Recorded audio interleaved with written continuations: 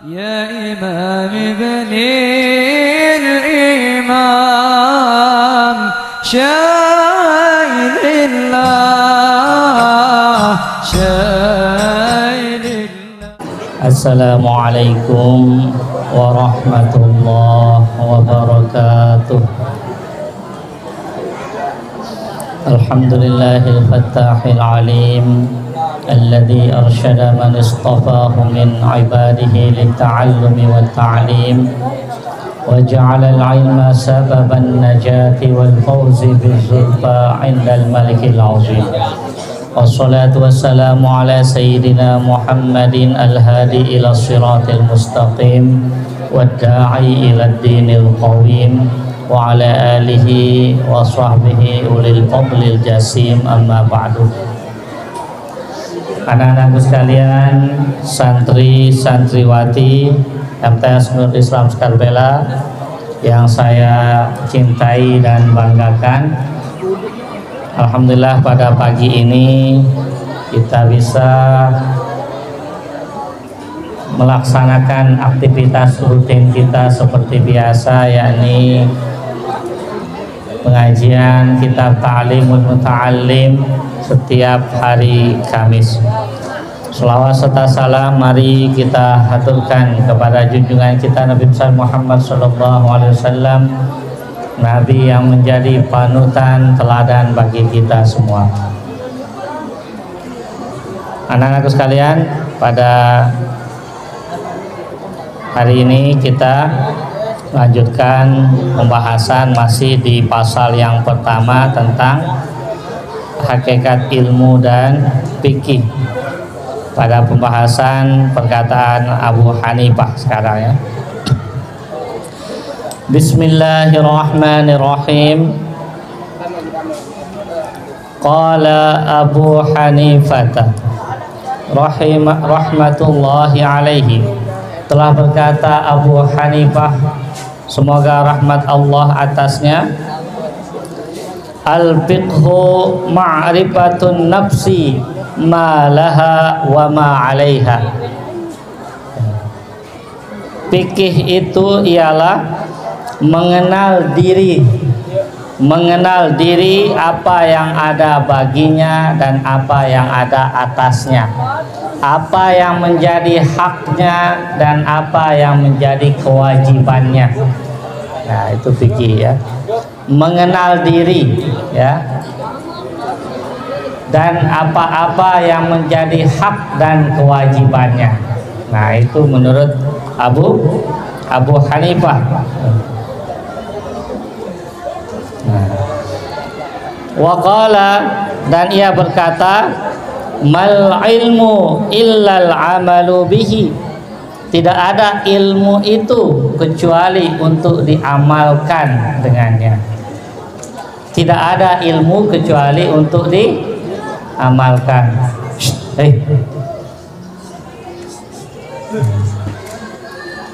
Nah, ini mana yang punya kitab, silahkan dikeluarkan kitabnya ya.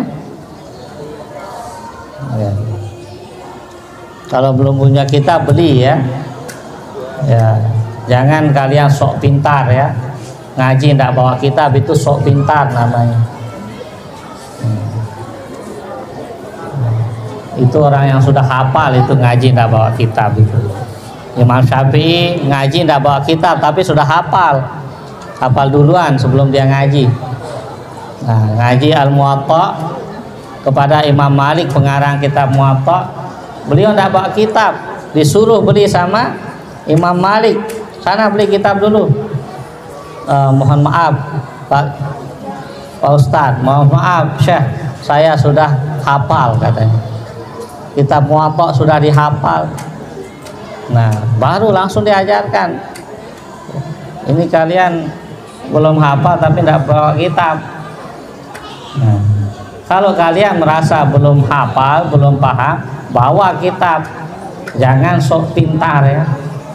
Nah, sok pintar itu ya ini ngaji tapi tidak bawa kitab. Ya, lanjutkan ya. Mal ilmu illal amalu bihi, tidak ada ilmu itu kecuali untuk diamalkan dengannya. wal amalu bihi tarkul ajili lil ajili, dan beramal dengan ilmu itu ialah meninggalkan yang bersifat sementara untuk yang lebih kekal, yang meninggalkan dunia untuk akhirat. Ajili itu nama lain dari dunia, ajili menggunakan hamzah itu nama lain dari akhirat. Ajili yang segera kepada ajili yang lama ya, atau dunia dan akhirat. Jadi meninggalkan dunia untuk akhirat itu namanya beramal dengan ilmu itu. Nah, ini terutama ilmu-ilmu agama, bagaimana kita bukan orientasinya untuk dunia tetapi untuk akhirat. Nah, karena nanti ada pembahasan di kitab ini, tapi di pembahasan yang lainnya, pembahasan pada pasal berikutnya tentang hakikat niat dalam menuntut ilmu.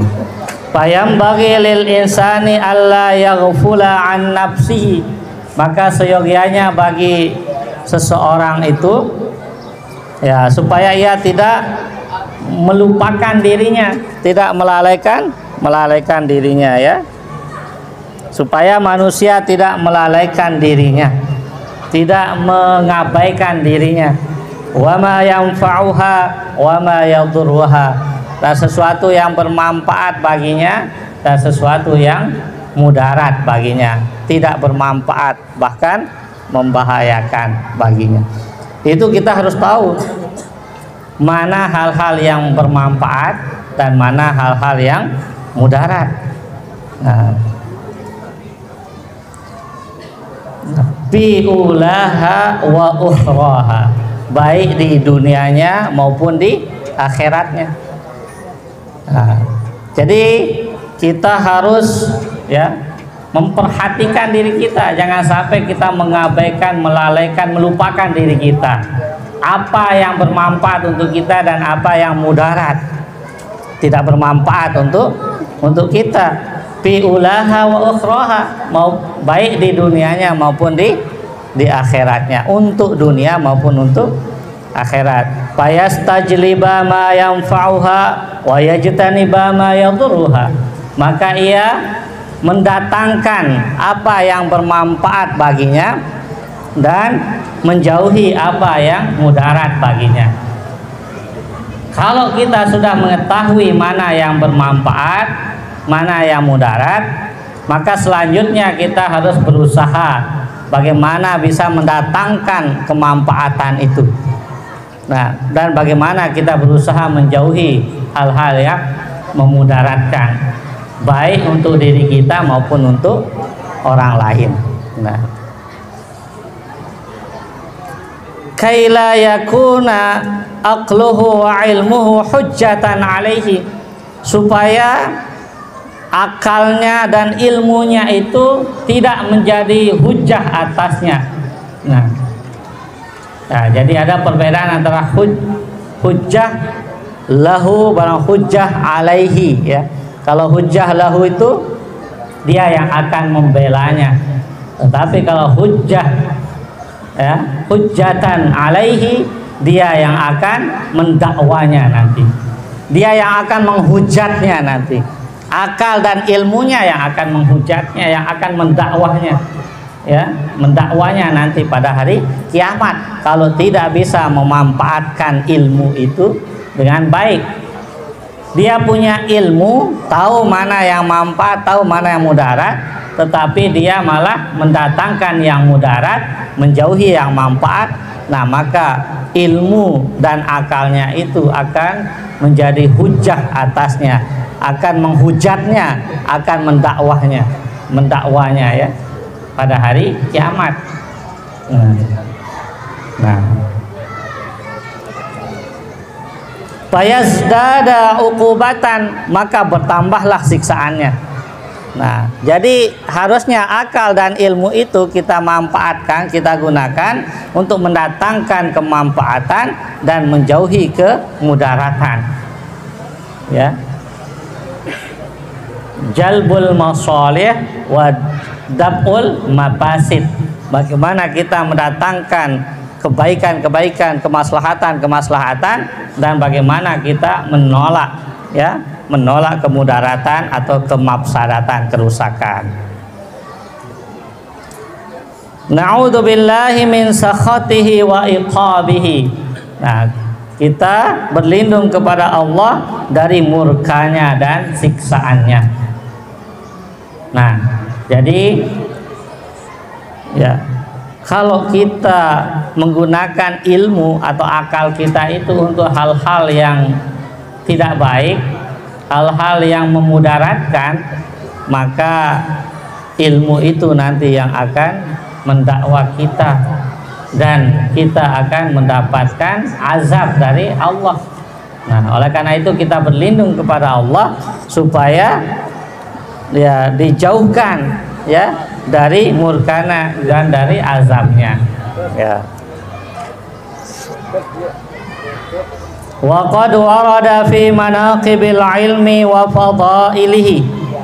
Nah, dan sungguh telah datang dalam keutamaan ilmu, ya, keistimewaan dan keutamaan ilmu, ayatun wa akhbarun sahihatun, ya, beberapa ayat Al-Quran dan hadis-hadis yang sahih, masyhuratun, lagu yang masyhur. Nah, lam nashtagil bi dzikriha kaila yatulal kitabu, yang kami tidak akan menyebutkannya, tidak menyibukkan diri menyebutkannya di sini supaya tidak memperpanjang pembahasan. Jadi banyak ayat Al-Quran maupun hadis Nabi tentang keutamaan ilmu. Apalagi dalam kitab Ihya Ulumuddin itu banyak sekali, ya, keutamaan ilmu, keutamaan belajar, keutamaan guru, ya, dan seterusnya. Dari ayat Al-Quran, dari hadis Nabi, dari asarus sahabah, asarul ulama, dari asarus sahabah, ya, perkataan-perkataan sahabat maupun perkataan ulama. Nah, di dalam kitab Ihya Ulumuddin dan di dalam kitab-kitab yang lainnya juga banyak dijelaskan tentang keutamaan ilmu. Nah, ini habis pembahasan pasal yang pertama tentang hakikat ilmu dan fikih. Sekarang kita lanjut ke pasal yang berikutnya, yakni faslun fin niyati halat ta'allumi, pasal tentang niat di dalam menuntut ilmu. Tsumma la budda lahu minan niyati fi zamani ta'allumil ilmi. Kemudian tidak boleh tidak, ya, senantiasa baginya, ya, mesti baginya, niscaya baginya daripada berniat pada masa menuntut ilmu. Merupakan sebuah keniscayaan kita berniat di dalam menuntut ilmu, ya. Ya, itu merupakan sebuah keniscayaan, ya. Jadi kalau sebelum kalian berangkat ke sekolah, berniat dulu, ya. Nah, nawaitu ta'alluma, ya, libtigha'i mardatillah, misalnya saya berniat menuntut ilmu mengharapkan keridhaan Allah, atau di sini nanti akan ada beberapa niat yang dianjurkan. Di sini ada yang disebutkan di sini. Idzan niyatu hiyal aslu fi jami'il ahwali, karena niat itu, ya, ialah asal di dalam semua keadaan. Niat itulah pangkalnya. Nah, kalau dalam ayat sebuah hadis yang masyhur, ya, innamal a'malu binniyat, sesungguhnya semua amal perbuatan itu tergantung dengan niat. Nah, kalau di dalam mengerjakan ibadah, ya, itu kesahan ibadah itu tergantung niat. Kalau kalian berwudu tanpa niat tidak sah. Kalian sholat tanpa niat juga tidak sah, ya. Sholat tanpa niat tidak sah. Begitu juga kalian berwudu tanpa niat tidak sah. Nah, jadi itu, jadi syarat sah niat ibadah juga harus ada niat.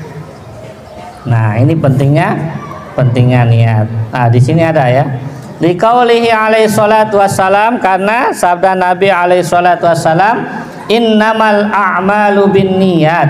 Sesungguhnya segala amal perbuatan itu tergantung dengan niat. Sahnya amal perbuatan tergantung niat, sempurnanya amal-amal perbuatan misalnya yang tidak membutuhkan niat tetapi sempurnanya dengan niat. Kalau amal yang wajib dengan niat, maka sahnya amal itu tergantung dengan niat. Ya.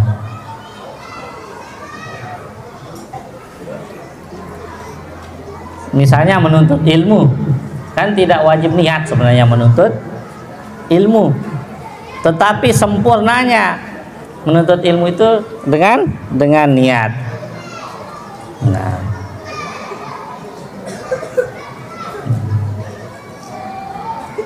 wa an Rasulillah sallallahu alaihi wasallam, dan dari Rasulullah sallallahu alaihi wasallam, kam min amalin yutasawwaru bi surati a'malil akhirah. Betapa banyak amalan yang bentuknya itu seperti amalan akhirat. Tsumma yasiru bin a'malid dunya bisu'in niyah. Kemudian dia menjadi amalan dunia karena buruk niatnya. Banyak amalan yang seharusnya itu amalan akhirat, tetapi karena niatnya tidak baik maka menjadi amalan dunia.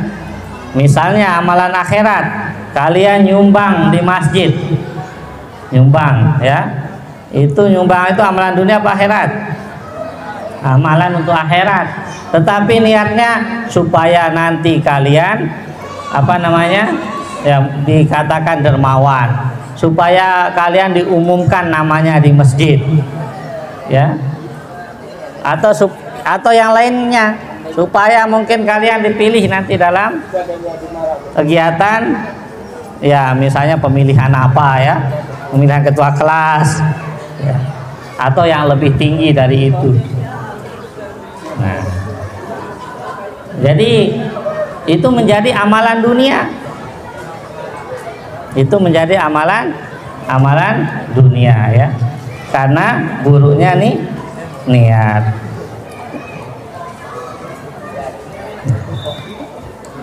Sebaliknya ya, tapi di sini tidak disebutkan. Sebaliknya ada amalan yang bentuknya, nah kalau kita kias di sini, kam min amalin yutasawwaru bi surati amalid dunya. Nah, bisa kita kias ya. Betapa banyak amalan yang bentuknya seperti amalan dunia. Nah, summa yasiru min amalil akhirah bi husnin niyah. Kemudian dia menjadi seperti amalan akhirat karena baiknya niat. Misalnya kalian makan itu amalan dunia apa akhirat?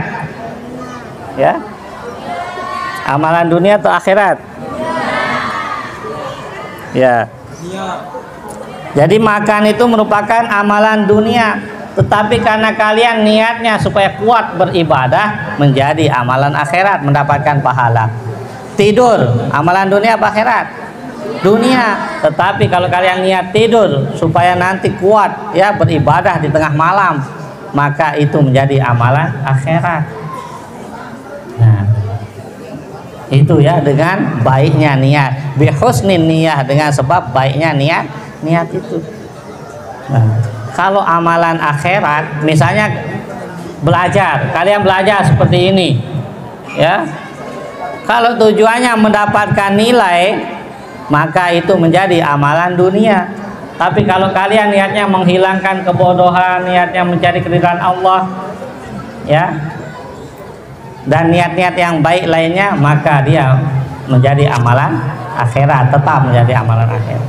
Tapi kalau hanya untuk nilai, kalian belajar, kalian sekolah, maka belajar kalian tidak lagi menjadi amalan akhirat, tapi amalan dunia. Nah, ini sejatinya kalian ngaji ini amalan akhirat.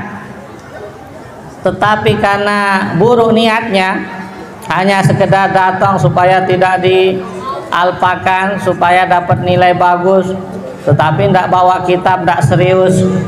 Nah, ini menjadi amalan dunia karena sebab buruk niatnya. Makanya perbaiki niat ya, pasang niat yang baik, pasang nawaitunya yang baik. Nah ini sedikit niat yang baik ya. Wa yang bagi ayyanwi al muta'allimu bi talabil ilmi ridallahi ta'ala.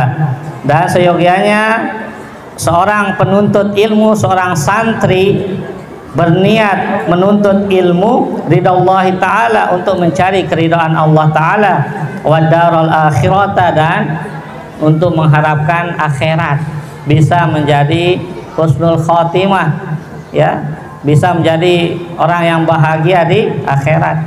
Wa izalatal jahli, dan menghilangkan kebodohan, an nafsihi wa an sairil juhal, menghilangkan kebodohan dari dirinya dan dari orang-orang bodoh yang lainnya.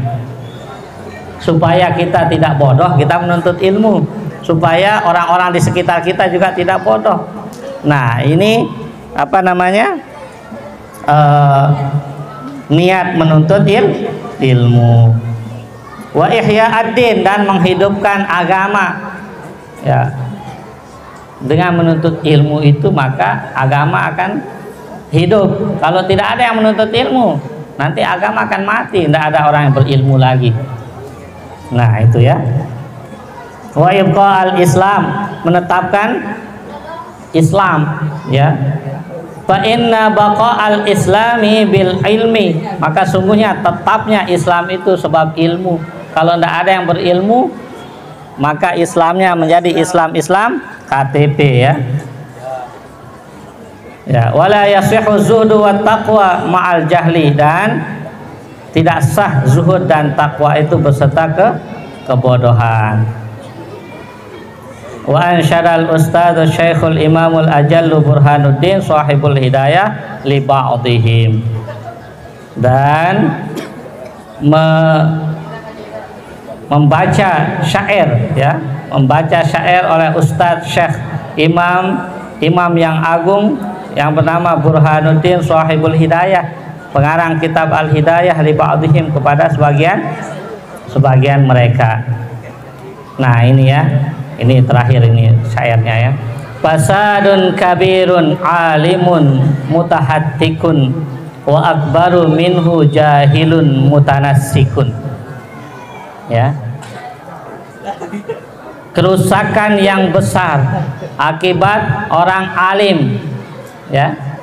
Kerusakan yang besar akibat orang alim yang berambisi untuk dunia. Orang alim yang ya orientasinya bukan untuk akhirat ya. Wa akbaru minhu jahilun mutanassikun, dan lebih besar dari itu orang bodoh yang ahli ibadah. Orang alim tetapi bukan untuk akhirat ya. Dia mengajar tetapi niatnya bukan untuk apa namanya, memintarkan orang ya, hanya sekedar untuk mendapatkan honor misalnya, hanya sekedar untuk menjadi orang yang terkenal dan sebagainya, maka dia ya itu termasuk kebinasaan ya.